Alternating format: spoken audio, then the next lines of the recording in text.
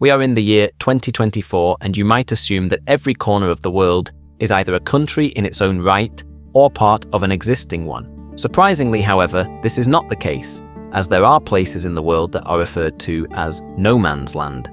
As the name suggests, these are places that do not belong to anyone and are therefore completely unclaimed.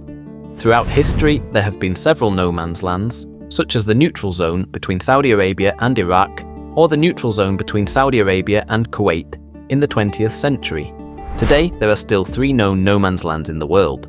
The largest by far is Marie Byrd Land in the Antarctic, which is logically uninhabitable anyway. Then there is an area in the Sahara called Bir Tawil, which lies on the border between Egypt and Sudan. The reason for this is 2 agreements that the countries do not want to recognize. And last but not least, we have the country that the video is about, Liberland. Liberland may be the smallest country in terms of area at 7 square kilometres, but it is also the most exciting because it is located in the middle of Europe. It lies directly on the Danube between Croatia and Serbia and is not claimed by either country. But how did this come about? And why does it perhaps belong to someone after all? To find out, let's go back more than a century in history. At the end of the 19th century, the region was still under Austro-Hungarian control, and the Danube was considered the natural border between what is now Croatia and Serbia. However, it was precisely at this point that the course of the river was tortuous and difficult to navigate for larger boats, which is why it had to be straightened. This meant that 4 large pieces of Croatian land were now on the eastern Serbian side of the Danube, and a smaller piece of Serbian land was suddenly on the western Croatian side. Initially, this was not a problem, as both were still part of the Republic of Yugoslavia until 1990. But with the dissolution of Yugoslavia in 1991, problems began between the 2 neighbours over several border areas, including our no man's land known as Gornja Siga.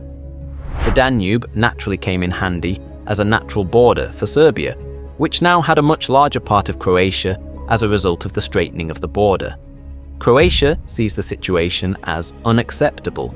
In their view, accepting Gornja Siga would mean recognizing the Serbian view of the border and thus renouncing the former Croatian territories. Basically, the 2 countries are only interested in the territories east of the Danube, while Gornja Siga is not claimed by either of them.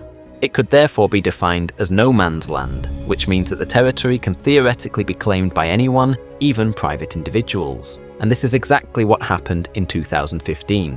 Czech politician Vít Jedlička, together with 2 other founding members, proclaimed the Free Republic of Liberland and was directly elected president of the fictitious republic in an election.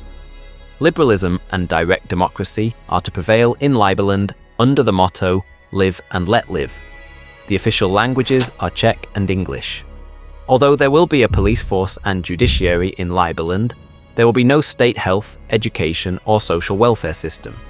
In addition, there will be no currency of its own. Instead, there will be currency competition and cryptocurrencies will be used. Tax liability is also to be abolished, and taxes are to be paid on a voluntary basis instead. More than 750,000 people from all over the world have already registered to become citizens of Liberland, which can be easily done on the country's dedicated website. Official citizenship can then be acquired either by paying $10,000 in bitcoins or in the form of labor. However, the legal status of this republic is still unclear, as neither Croatia, Serbia, nor any other country in the world has yet taken the new republic seriously. In any case, it is questionable whether Jedlička can even establish a settlement there, as the entire territory consists of forests, meadows, and swamps and lies in a floodplain of the Danube. Additionally, the border is guarded by Croatian police, and numerous people, including Jedlička himself, have already been detained and expelled by Croatian authorities when attempting to enter. However, Jedlička does not want to give up, so he has commissioned several architectural firms to build Liberland as a major city in the metaverse. So it will be interesting to see whether Liberland will be recognized, or whether Serbia or Croatia will claim the land for themselves once their border disputes have been resolved. That's all for today. If you want to find out how a president managed to completely ruin his country, I can recommend my video about Zimbabwe. Enjoy the video and see you next time. Ciao!